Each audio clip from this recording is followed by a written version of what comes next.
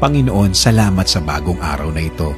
Salamat sa bagong pag-asa. Salamat sa pagbibigay lagi sa amin ng mga bagay dahil sa pagmamahal ninyo. Panginoon, gusto naming magpasalamat dahil binigyan mo kami ng kaibigan para makasama, makausap at makaramay sa kahit anong pangyayari sa aming mga buhay.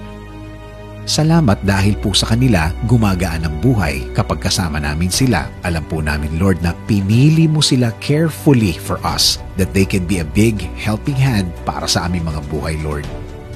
Dahil alam namin na kilala mo kami at kilala mo ang aming pagkatao. Thank you for showing this person to us. Alam mo, Panginoon, na kami magkakasundo sa maraming mga bagay. Thank you for making our friendship strong all throughout the years. And Lord, thank you for making this person godly.